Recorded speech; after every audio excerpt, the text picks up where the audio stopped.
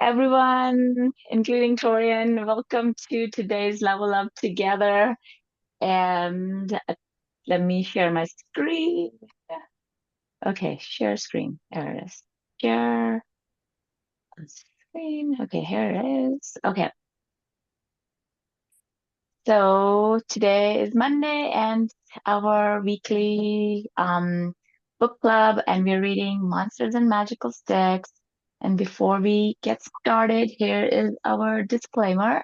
This meeting is being recorded. By being here, you're giving me the permission to be recorded, and the recordings will be shared in the level one groups and other groups via YouTube or replays for other people to watch, whoever would like to catch up. I'm a level four practitioner and I'm here as your host because everyone's viewpoints, insights, and experiences and examples are a valuable resource for everyone. And together we help each other grow and learn. So, with that, let's get started. We are on page 64 in my book of Monsters and Magical Sticks, and we are on page three, Systems for Induction. So, Torian, would you like to read? Sure. Okay. Now that you've been wonder have now that you have had a wondering break, I would like to give you an example from my clinical practice. A colleague of mine, a physician, asked me to consult with a patient. This patient was suffering from intractable pain to his back. He had been hospitalized for the series of tests. The tests revealed that he had terminal cancer, but he had not been informed of the findings at that point. When I met up with the patient, he had made statements such as, "It hurts. I feel torn up by the pain. I can't stand up I can't stand up to the pain much longer." By his output system's words, I knew that he had at least been in the presence, or at least in his present experience, kinesthetic. I asked him what he in the past had found peaceful and relaxing. Sailing, he replied, and his face slightly relaxed. And then I asked him what he liked about sailing. His reply was the most informative. "I like the sound of the boat makes going through the water and the rippling sound the sails make when you have a good wind." With those brief remarks, he told me that what systems he used to reach the feelings of relaxation and peacefulness. I asked him to close his eyes and remember the sounds of rain hitting the window. After a few moments, I asked him to remember the sounds of the crackling fire. When I could see those signs of relaxation, deeper breathing, facial muscles relaxing, I asked him to see the flames as he listened to the sound of the warm, relaxing fire. I then said, "As you begin to feel the peaceful warmth of the fire, your whole body knows how to remember all this pleasure. Then you might want to see yourself sailing." There was now evidence of deep relaxation after several more requests by me for auditory memories leading to kinesthetic experiences he had entered a hypnosis. You, Torian. Hey, Randall, welcome. All right. Good morning. Yeah. Hey, good morning. We are on page 64 and we just read Systems for Induction. I will try and find it. So, all right. Torian, would you like to share anything what you gathered from this paragraph? Yeah, I mean, I've seen it work with, my dad, or like my dad's in severe pain and stuff, and I've seen some of some of it definitely didn't work, but I've seen some of it work for him, like being able to at least relax. He's not fully, maybe we'll learn about that in the next one for pain reduction, but he's not fully, like you can tell he's not out of pain, but you can tell his like brain's at least like chilled on it, if that makes sense. Yeah, definitely. Yeah, this was really interesting, right? Like just to notice how this person was in his kinesthetic. Mhm. And then when the author asked him to remember what gives him pleasure, he went to the auditory. And Mhm. so from that, he was able to go into the nice, like a good feeling kinesthetic. So like to move from one system to the other, just like rotate him back to a better kinesthetic state. So I like that. yeah, I like it too. Yeah. And who knows, you might be able to use it with your dad. He gets kind of, we've tried. Yes. He like knows it's not woo woo, but like at the same time, he's kind of like 7 years of man. And I'm like, okay, whatever, dude. Do whatever you Yes. want. Yeah. But like conversationally, you can just kind of move him around I and tried a little bit, but yeah. he Hmm.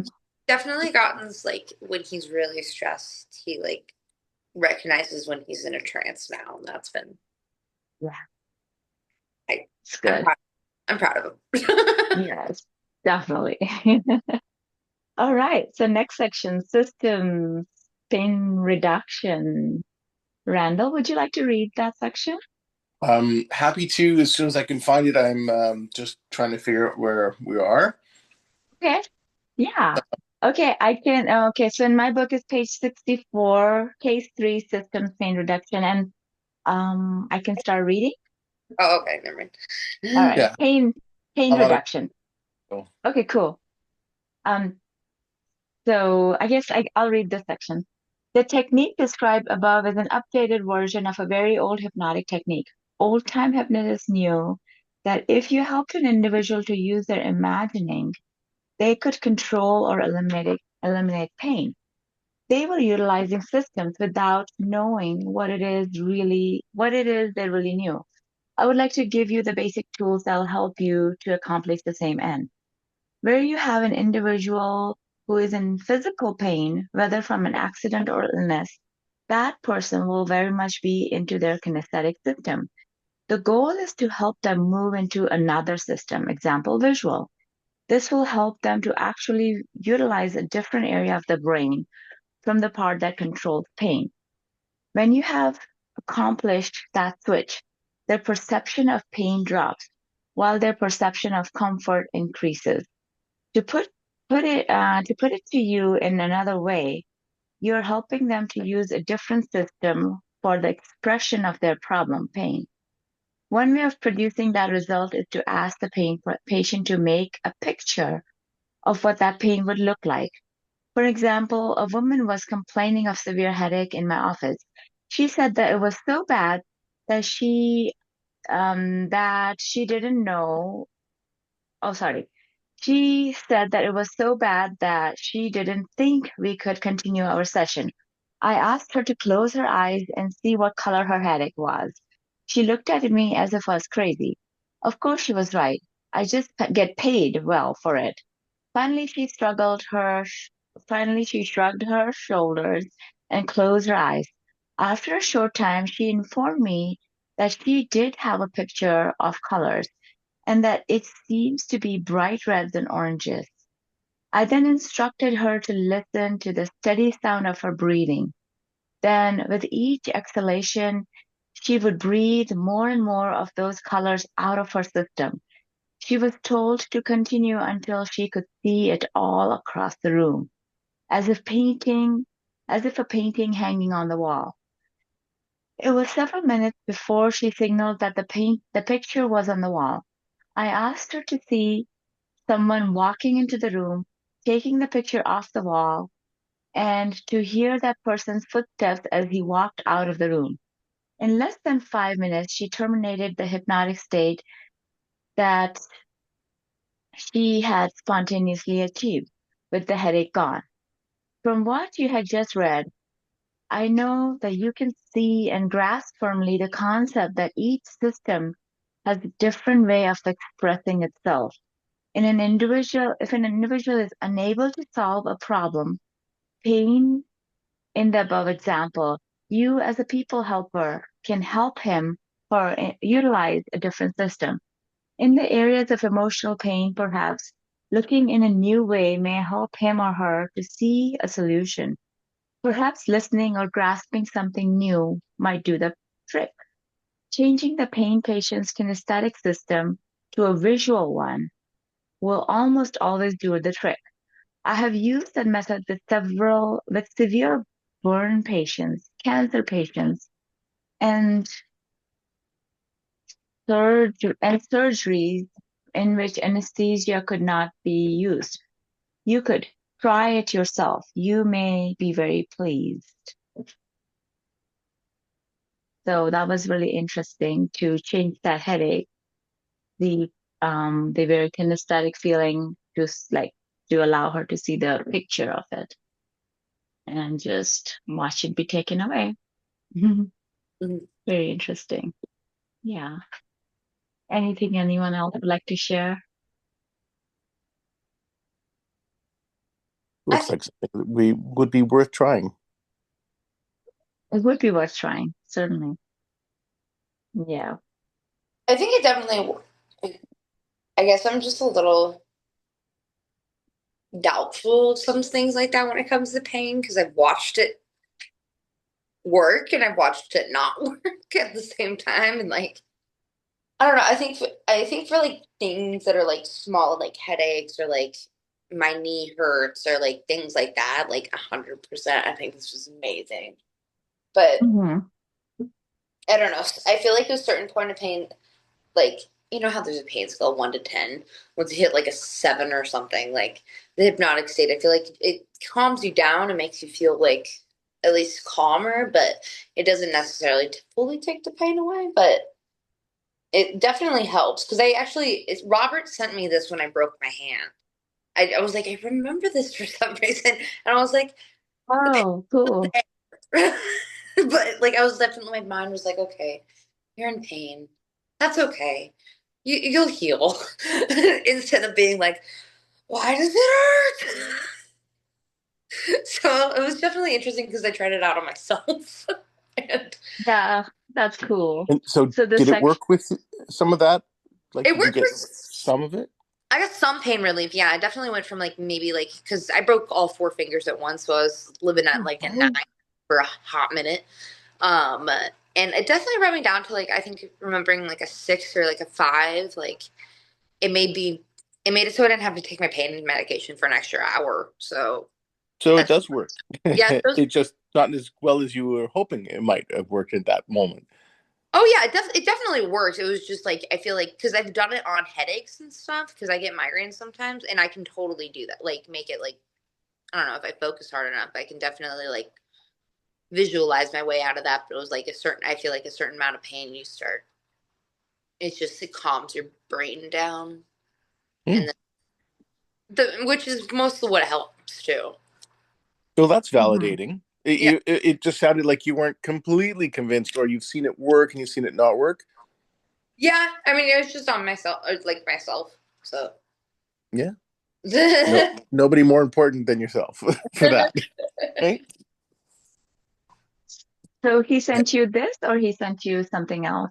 He sent me just as like expert of that, like That's literally cool. just that. He was like, because I had just entered the program maybe 15 days before I broke my hand. So he was like, "Hey kid, I know you're not like you haven't tried everything yet, but read this." That's cool. Yeah, awesome. It Awesome. reminds me of Yes. a saying that I've heard many and used many times is facts are, oh, wait, sorry. Facts are negotiable, perception is not. Cool. Yeah. Huh. I like that. As we change our perception, then that, Mm-hmm. yeah. Yeah, for I'm sure. ready. Definitely. All right. All right. So next section, system mismatch exercise. Okay. Shall I read? All right, right. Please. Thank you. Recently, while dining at a restaurant, I overheard a conversation between a well known actress and her two companions, one of whom was evidently her producer. She was describing her last few days as being uptight. She made such statements as, I've really been tied up in knots. The stress of our shooting schedule is crushing me. I finally had a good night's sleep. I just floated off and woke up this morning feeling lighter. I've decided to stay loose. The producer listened politely and then responded, You should see the rushes. You look great. We have a good product, and when they see it, they will be impressed. As the producer talked, the actress began to look annoyed, and then bored, and then totally uninterested. As soon as the producer finished, she turned to her other companion and began talking with animation. She hardly said 2 words to the producer from that point on. Here was a beautiful example of how not to communicate. If I had not been aware of the subject of their conversation, it would have sounded like 2 disjointed and separate conversations. Becoming aware of the output system of a person, of the people around you, may be the beginning of a very exciting adventure. To help you take that trio, I'd like to give you an exercise that you can choose to go out. You can choose to go out. Enjoy doing, or you can just do it and then choose to enjoy it. You can choose not to choose to do it. That is also your choice. In public, places such as restaurants, listen to and watch people around you. Pay attention to the fact that some people will paint vivid pictures with their words. If they're describing a trip to the mountains, they may use words that describe what the mountains look like. As they talk, some may even paint a picture by the movement of their hands. Another person may describe the same subject by feelings of the experience. I felt so calm and relaxed in the mountains, and the soft mountain breeze will really felt good. As they talk, their hand gestures will be of getting in touch with someone, with something. Contact to their own body, touching their chest areas, contact with the other person. The auditory will tend to talk about how the mountains sounded to them. They may use many words and describe the experience in detail, even when they're describing the feelings or something visual. They'll tend to use many words. Some people may fool you at first. As you really tune in, you'll grasp the system more easily and clearly. How different those systems are. Keep in mind that each system is important and that no system is better than another, and that all of the systems exist within us. After you've practiced listening to people around you and you're becoming comfortable in recognizing their preferred output system, you're ready for the next step. You can now begin to take a more active role in discovering their preferred output system.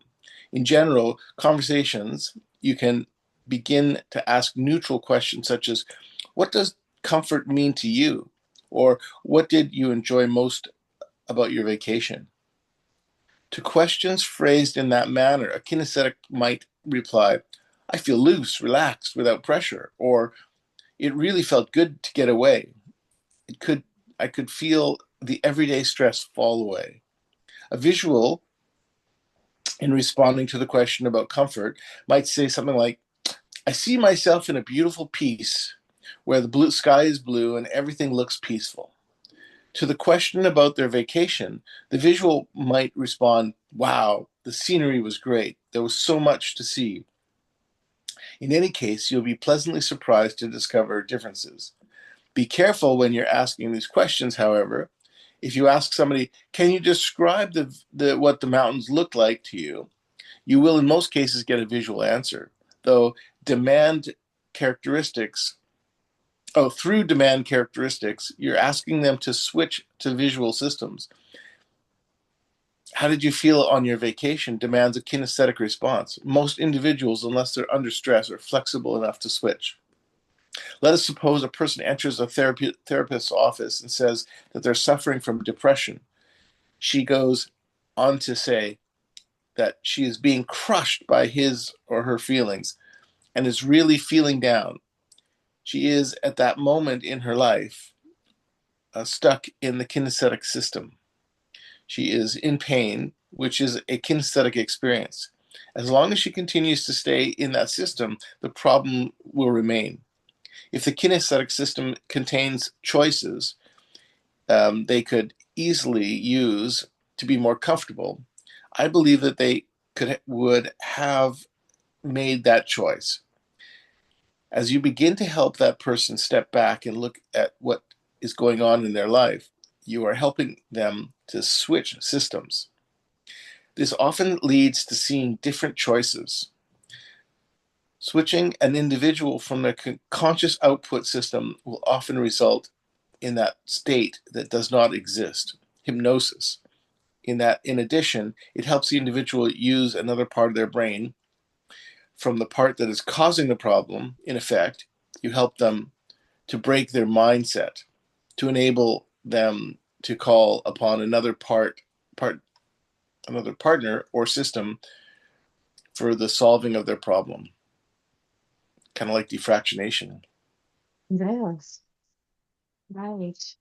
Thanks, Randall. Is there anything you would like to share about this section that you got out of it? I'm very fortunate as a massage therapist. I have a lot of people on my table and they talk for hours. We talk for hours, and I've taken some training on active listening and I try to identify what system they're processing. Although this, but I don't necessarily, I realize after reading this that I don't necessarily ask neutral questions or, because of course I process things in my way as well, but I do try to match their system when it's obvious to me. Yes. Yeah, definitely. Like, when you read it, it's like, okay, yeah, I'm gonna try to listen more. It always inspires to listen more actively, as you say. Yeah, I like it. Yeah, sometimes I'm really on my game and it's easy, and other times it's like, well, I'm susceptible to my own foibles, and yeah, it's interesting. It is, yes. Yeah, sometimes it's like really hard to tell the outcome system, but because they're using all kinds of words, but sometimes you can pick it up more easily and readily. Mhm. Yeah. Yeah. All right. Let's check out the case system, depression. Torian, would you like to read? Sure. Thank you. I just look for bringing this in so I can actually see it as much. A woman entered my office in what I could describe as a crushed state. She sat slumped in a chair and used one kinesthetic phrase after another to describe the state of her life as in being. Using kinesthetic phrases, I asked her to really get in touch with those feelings and to hold them. She was instructed to close her eyes and really feel all the feelings, with particular effort to be made experiencing her physical sensations. The next part of the procedure began a process directing her attention away from her emotional state to that of her physical state. Next, she was told that her mind began. She was told to feel her mind beginning to build a clear picture of all the worst feelings it would look like. And I said, the picture you may get recolors with some situation. It may look sensible or nonsensible. Within a few minutes, her breathing rate had deepened and her general demeanor was much improved. Several minutes later, she began to laugh and stated, I have a picture, but it doesn't make sense. In fact, it looks ridiculous. I said, you now have several choices of how to deal with that picture, and implied suggesting that there are options in reaching a new solution. You can even remember the sound of the wind and see the picture being blown further and further until you can see a beautiful sky. And that clear sky is a warm sun, and you can soon feel the warmth and comfort. The last statement offered her the option of moving back to kinesthetic system, but now in a pleasurable way. This would also result in basic reconstructing of her kinesthetic experience. Another choice you have is to question some object or person in your picture. If you do, listen to the sound of that voice and the words until it's clear to you. She chose the second method. And within 5 minutes, she opened her eyes with a start. She informed me that she now knew who was bothering her, and I asked her to close her eyes again, which she did. I then said, I would like to let your creative unconscious mind produce a new picture. This picture would be from some time in your past where you felt stuck in a similar situation, but where you had found a solution. I would like you to then watch the part of you that as she updates that then watch that part of you as she updates that solution to fit your present situation until it looks just right. Then wait until what you see feels good and strong and experience those feelings. It was not nearly 10 minutes when she opened her eyes. She smiled and said, I'm not sure what happened, but I feel very good. I then asked her to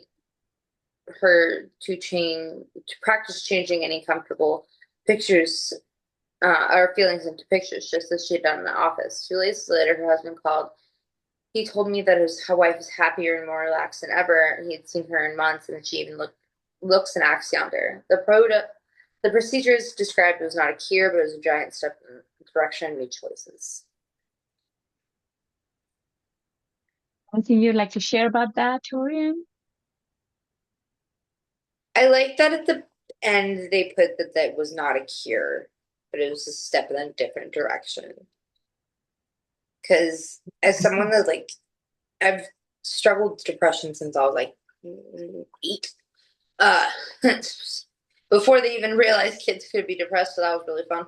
But they, because I've gone through like not this one, so I'd be really interested in it. But a lot of the time, they'd be like, it'd be really disheartening when someone would be like, "This is gonna cure you," or "This is really, really gonna change things in your life," and you're like, "Okay," and you get like it builds up in your head, and like it helps a little bit, and I feel like it would help. It helps a lot more when because I've had sessions where they're like, "This isn't gonna cure you. You're just probably gonna feel better," and I'm like, "Okay, that sounds great. Like we're not looking for a fix here," and it just always really helped my head. Like, and I know a couple people that it does. Them being like, "Hey, we're not here to cure you. We're here to help," but I think let my mind go, okay, they're not expecting to cure you.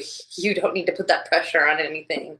You can just experience this. And if it doesn't work, you can go get yourself something nice or a nice little sweet drink or something. So I have a local coffee house by my house, and if I do something I was scared of that day, I treat myself with a little frappuccino. Definitely. Yeah. And So that's a change of state too, you know?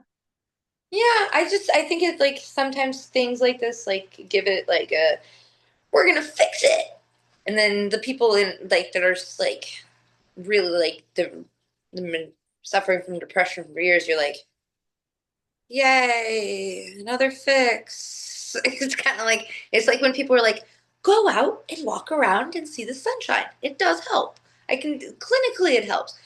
Does not fix depression. Like it's not like it's oh I saw the sun. I'll never be sad again. But like it does Yes. help. Yes, Part of it may be exactly. that they are setting expectations that that they can't meet, and therefore they lose their credibility with you. Exactly. It's huge. It's just like once someone says, "Oh, this is gonna work," and then it doesn't, especially with mental health, I'm kind of like, I get it's all a process, but the fact that you hyped it up this much makes me feel like this is like your only like bag of tricks here. Yeah, that means that it's even more important to, I guess, set your answer to the person's expectations that you're with, not so much even your experience of it. Yeah. Do you know what I mean? It's like if it worked for me and it was 100%, it was amazing, and then I go to somebody else and go, "Oh no, this works every time. You got to try this." It may lose the opportunity right from the beginning. Exactly, because your brain's like, oh, okay, it's gonna work. I feel like it gives it like some stuff, like it gives it expectation, but I can't really figure out the better word for this, but instead of wonder, I guess word, because like I don't know, when I'm going into a new like experience and they're like, hey, like this isn't gonna cure you, it's just like a treatment and everything, and my mind starts to wonder, like, oh, like what if this really did help, like just like it gives the positive what ifs instead of being like this is gonna cure you, and then my brain's like, well, what if it doesn't? Yeah. I mean, The what ifs. like doing positive what ifs, not negative ones. Right. I Yes. like the concept of under promise, over deliver. Exactly. Mm, yeah, I like that. Yeah. Hey, Sasha, welcome. Thank you. Hi. I'm a little Hey. sick, so I'll just listen. No, thank you for being here. We are on page 69. We just finished a case for depression. So yeah, We're starting systems rapport. distance rapport. Thank you. All right. Yeah. Anybody would like to read? If not, we're just I'm, kind of going around. But yeah. I'm happy to read. Okay. Yeah. Go for it. Systems rapport, an important and practical application of the use of output systems, concern the establishment of rapport. Meeting someone in their system establishes rapport almost instantly and improves rapport with those people you are now interacting with. In addition, being able to communicate in another system can help you quickly make connection to those so-called emergency patient. The following example will make those points clearly. A young man had been referred to 3 different therapists by his physician. He'd been given 3 names because he was doubtful that he could find a therapist who could help. The young man had been in a deep depression for several months, and his physician considered him suicidal. He had been in therapy 2 years prior to this present outbreak, but with little success. At this point, he was feeling totally hopeless. Mine was one of 3 names he had been given. When he called me, I listened carefully to the way he expressed himself. Some of the statements he made were, "I feel crushed by my problems. I don't know if I can stand up to it much longer. I know I'm going to collapse soon." To his kinesthetic statements, I responded, "It must be rough trying to carry that burden yourself." Oh, where am I? Carry that burden yourself, but you must get really down from the struggle. I'd like you to reach down and grasp just enough strength to get into my office. I really feel that if we get together and tackle this problem, we'll be able to pound out a solution. Once you get a handle on things, the weight will fall away. He responded, "Thank God, I finally found somebody who understands my problem." Now I had no idea what his real problem was. I knew that he was stuck in one system, at least to his present problem. I needed to meet him in that system before I could even begin to lead him out. Rapport was established. On the phone within a few minutes, he kept his appointment, and within a few sessions, he was beginning to look for new solutions and was beginning to see things that needed to be clarified. Let us recap together. What you have been reading describes the conscious output system, how an individual communicates in their own conscious mind, internal dialogue, as well as to the listener, what their present experience is. I hope that you have a clear picture as to what the visual system is. I've made every effort to paint a clear picture for you. I also want you to grasp the concept of the kinesthetic system. I feel confident that you'll get comfortable with it. For those of you who are auditory, you could read all the words again until they sound right and ring true. Keep in mind also that in helping someone to use all their systems, you will help them to discover new choices. Within each system is information that may include a solution, information they may have heard, something they may have seen, or a time they responded with different feelings in a similar situation. Among all of their systems, there is an answer. However, where an individual is only relying on one system and is stuck, they are, in effect, excluding from their conscious awareness at least 2/3 of their history and experiences. If that is the case, it's not surprising that they're in pain. What is surprising is how well they've done in spite of their self-imposed handicap. Thank you. Yeah. Anything else you gathered from that, Randall? Was that a kinesthetic? Was that a kinesthetic? Anything else you gathered from that? Yeah, yeah, interesting. Well, I like the way he flips Hmm. between the different systems with the languages he uses, and I practice that, but but I have fewer words, so I think it would be interesting to expand the words that fit in each category to start to practice those. But rapport building is so key. I started out as a salesman and learning that system in one of the sales trainings I took years ago, and that has been very helpful to but you have to kind of match them first before you can help lead them to somewhere else. Yes, definitely. Thank you. Just like here, he matched him first, and he used these words, very kinesthetic words, and even without knowing what the problem was, the patient felt like, oh, somebody finally gets me, understands me, you know.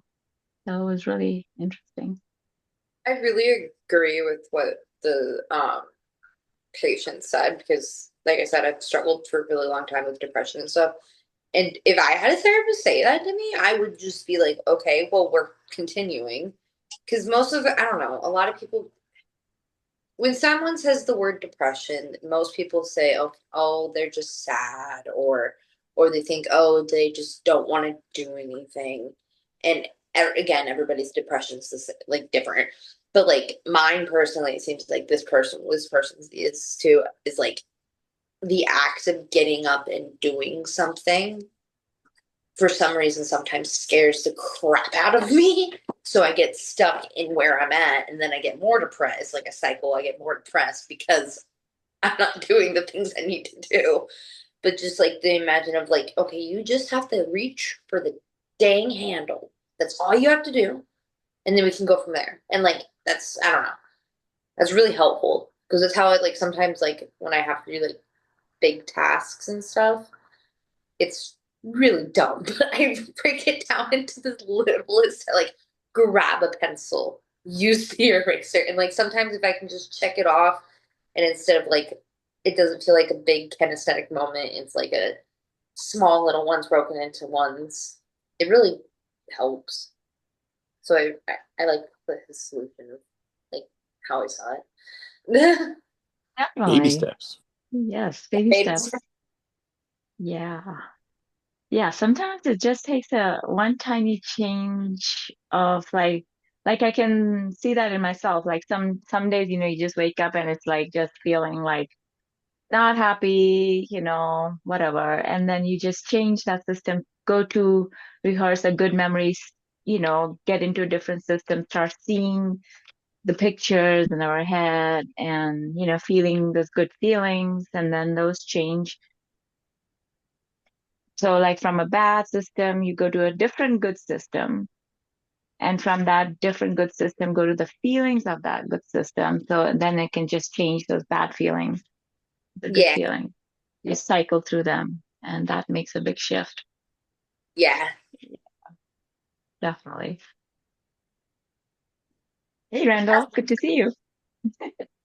Oh, I was gonna say I also really like that this because I feel like some of the books that like are connected to that I've read with you tactics and stuff, it feels like they kind of disregard the word depression, like because it is a diagnosis and everything, like but I feel like with this book I feel like they're actually like acknowledging people are depressed and like we need to do things about it versus just that's not a thing. And I'm like, I promise you, buddy, it is.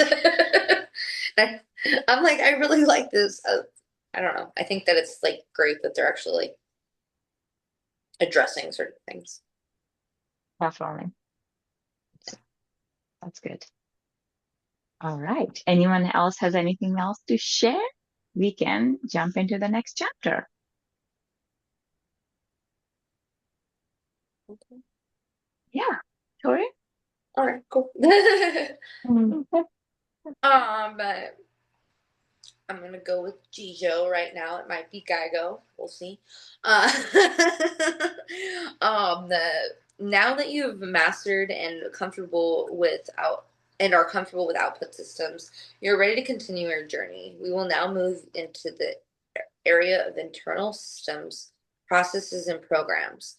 This part of the journey will help to understand just how an individual generates the internal experiences that lead to the conscious output. Before we actually begin, we need to take a trip to a computer room. As you enter a computer room, you may be overwhelmed by the apparent complexity of the computer itself. If you will, think of the computer as a sophisticated shovel, in short, a tool to be directed by you. The computer has been designed with all this certain built-in characteristics and capabilities. All it does is make calculations at an incredibly rapid rate. However, if the programmer creates a poor program, then what comes out will be garbage. This process is known as, I'm calling it GIJO, uh, which is a computer as for garbage in, garbage out. Even when the program is punched in, is yeah, even where the program that is punched in is okay, you may still get garbage out when the computer's internal programs, such as the startup program or the operating system, are not operating properly. If you were to consider the computer's communications, i.e., a visual display as an output system, you could then consider the programmer's data and information as the system's input. You could go one step further and consider its built-in capacity in programs as sort of the unseen and unknown system that it is. In fact, central to the computer's function, or it is central to the computer's functioning and well-being. You may not want to draw a parallel between the way people process the programs and what you have been reading. If so, good. Read on, and the parallels will become even more clear and important. Thing on that, Torian? I guess. It was more than just the intro thing. Yeah. I think it's interesting Yeah. because I do a little bit of coding, and yeah, if you mess with one small thing up in the beginning, you're screwed for the rest of them. And it's usually like the first few lines, and you're like, I hate everything. But I can see how the brain's like that too. Totally. Yeah, what I was like immediately like was thinking about is the garbage in, garbage out is like when we have bad stuff inside, bad memories, bad experiences, bad beliefs, then how we're experiencing life is also garbage.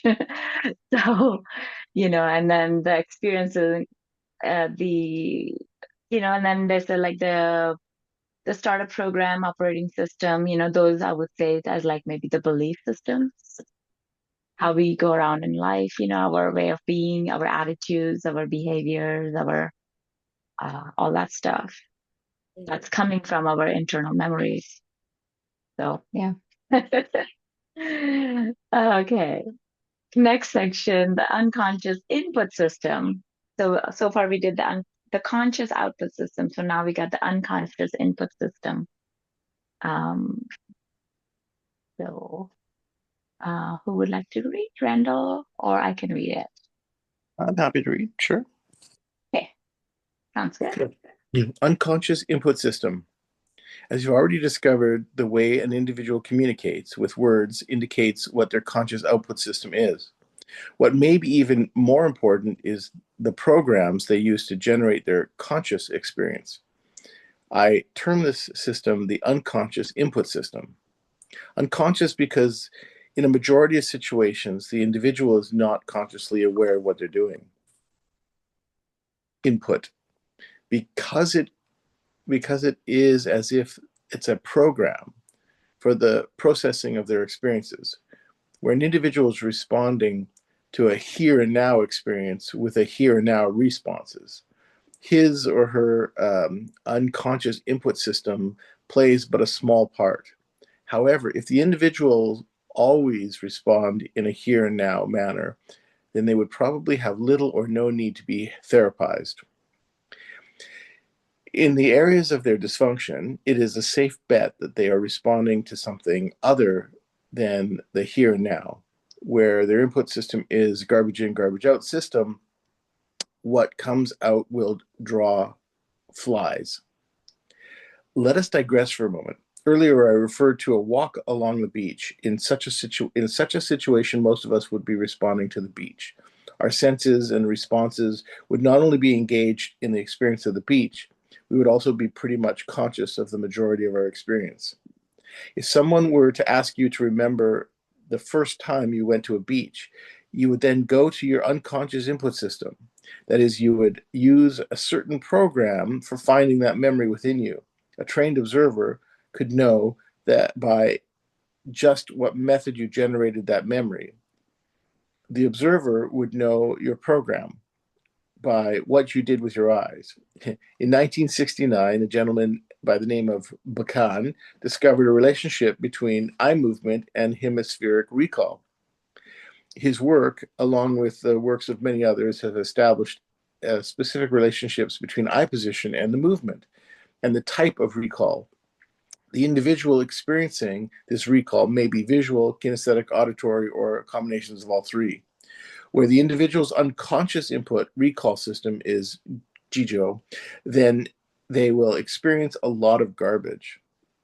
For example, what if we were to ask a friend how he was going to do on a job interview, and he begins to respond, he makes a picture out of his past. Let us assume that this picture is one in which he made a fool of himself at grade school recital. Let us further assume that this picture is mainly unconscious. There is a very good chance that he will experience some bad feelings. He will probably assume that the prospect of the interview is causing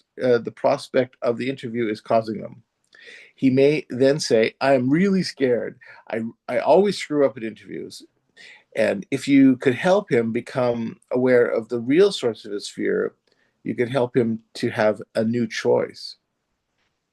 If V is not so helped, I don't get that, but he will continue to hypnotize himself into responding to interviews as if he was a kid in grade school, and he'll probably have amnesia for the picture he is really seeing.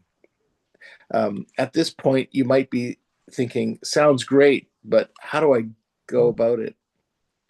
As you continue your journey, you'll discover the how of it. The eyes have it. For you, understanding another unconscious input system, you must first learn what different eye movements and positions mean. I would like you to imagine a face looking at you, or if it will help, draw a face on a piece of paper. Next, I want you to pretend that the whole world is right-handed and left hemispheric dominant. Now, of course, that is not even close to true. We'll explore the variations as we continue. Now go back to the imagined face for the one that you've drawn. I'd like you to see the eyes turning up to that person's left or your right as you look at them. Where an individual is looking up into the left, he is triggering that part of the brain in which the past visual memories are stored. Another way of stating that would be he is seeing something they have seen in their past, their history. When the individual looks up to the right, your left as you look at them, they are constructing visual images. That is, they're making a picture of a new idea, understanding, or something, and they've never seen before. For example, if you were to ask someone to get a clear picture of an elephant, they would, in vast majority of the cases, look up into their left after they got the picture, which could be within a split second. They would then look back at you. In many cases, they would also nod their head slightly. If you then asked him or her to get a clear picture of the colors red and orange, they would again look up to the left. If you then asked them to get a clear picture of a red and orange polka dotted elephant, they would look up to the right. They might first look briefly to the left to recall each piece before looking to the right and constructing it. They would look up to the right because hopefully they have not experienced one of those in their real world of the past. If they have, please give them my card. Be aware and forewarned. Some and perhaps most individuals will make it easy for you. Their eye movements will be very pronounced, and few individuals will have eye movements that are very quick and minimal. Practice, you'll see it almost intuitively. When in response to a question or in any other situation, an individual looks down and to their left. You're right as you look at them. They are at that moment in their internal auditory system. In effect, they're having an internal dialogue. They may be rehearsing what they're about to say or rehearing a past conversation or previous auditory experience.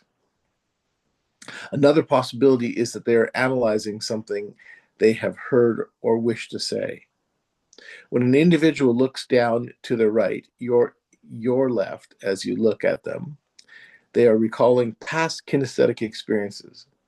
As you observe that person, you'll often see evidence of their kinesthetic experience, facial color changes, bottom lip becoming fuller, changes in their breathing rate. As a general rule, when someone is experiencing a present kinesthetic experience, they tend to look in the general direction of the listener and make physical contact to their own body.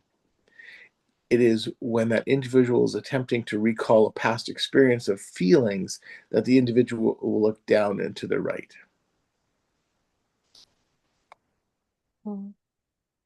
Thanks, Randall. Would you like to share anything on that? Your experiences with that? I think it's interesting that he gave credit to somebody that I wasn't aware of, because my introduction of it was through Richard Bandler's NLP stuff, and he used that. He got famous for that. Yeah, exactly. Yeah, true. Definitely. I would like to look up this person, certainly. Mm. I Yeah. I definitely like I think it's interesting whenever we go over things like this because I watch a lot of true crime, like a lot. And like that's like the what like because I always wondered when they like because they would say, oh, if someone's looking up to the left versus the right, that means they're lying, they're like recalling a memory. And like I was like, that's not a thing. And then we like started learning about all this and I was like, oh my God, that is a thing. Have you ever seen So, a show called Lie to Me? yes. Should I? Check it out. If you like true crime and you like this kind of psychology and stuff, it's a fictional show, but it's based on real premise, and they demonstrate how our body languages betray us or express the real truth, even if we're saying something different. And it's just a wonderful TV show. Okay, I'll check that out. Thank you. Yeah, for sure. It's a good show, certainly. Yeah. Anyone else has anything to share on this? Yeah, this is always like really fascinating, but I think he's going to talk about it perhaps later. Um, or like in my experience, like not always true, and sometimes they're flipped, etc. But most of the time, it's really interesting to just notice people's eye movements and all that. Ever since I like learned this, I've like really stopped being friends with some people because of it. Because I'm like, Yeah. you are always like looking to the left. I'm like, and then I was like started catching them in the light. I'm like, oh my God, you do that every I'm not hanging out with you anymore. I'm like, you were always looking that way. Cool. Yeah. Very cool. I know. It's really fascinating, certainly. Yeah, when I first learned about it, I was like, really? And I was like noticing and checking it out. It was really fun. I feel like now that I've learned it though, like my brain like gets scared that other people know it. And even if I'm like I'm not making it like I'm recalling a memory, I'm like Mm. sometimes I look the other way and then I'm like, crap. So funny. Ooh, why would you feel you have to deceive them? No, I don't, but it's like I feel like sometimes like because I look for that, like see what they're like doing and everything, and I'm like trying to recall a memory, but then for some reason I like look the other way in my brains, and then I'm like, oh my God, they're gonna think I'm not. I have anxiety, Randall. It's bad. We're working on it. Okay, I get it. We're working on it slowly. Yeah, If definitely. it's any comfort, this is not very well known to most people. Does and make and, and even if they do know it, they still default to unconscious because when they're talking to you, they're in present with you and engaging with you, and they're not trying to deceive you on purpose. There will always be some insane people. person that narcissistic something. Yeah. But I don't know for some reason I'm like, but I don't want anybody to think I'm deceiving them because I'm like I'm truthing. But that's easier because you don't actually have to put any effort into that. You can just be in alignment with your truth. Oh yeah, I just my anxiety sometimes gets the better of me and thinks things, but we're working on Yeah, it. good job. For Yeah. yeah, this is very, very cool and interesting. I know in this book, just reading that he doesn't describe all the systems, and I was like looking for it all over the place because he does the auditory system. Like when he describes that individual looks down to their left, you're right. As you look at them, they are that moment in their internal auditory system. But what I have is like I got okay to the other person's. When we look at somebody, to their right is the visual remembered. So Mm. how I remember is like right for remembered. So when you're looking at the other person, right for remembered, and then the other side is visual constructed, and then to their right, just straight out to right, is auditory recalled and auditory constructed, like just constructed words, and Oh, sorry. then right, I have it. I have a picture right in front of me. The right to the bottom right of theirs is the auditory digital, which is the inner dialogue. And then to the left, lower is the kinesthetic, recalled. So going back into the kinesthetic feelings. So yeah. Yeah. That's interesting. I do It's gotta very run interesting. for my mom's birthday, but bye guys. Okay. It's, Have fun. I'm so Yes, we're sorry. I just have to. no, we're done too. We're done. So yeah, Yeah. thank you for being here, everyone. Thank you. Thank you very Bye. much. Bye, Tori, and have fun. Bye. All right. Bye. Thank you, Randall. Thank you, Sasha. See you next Thank week. you. Bye. Thanks. Bye. Bye.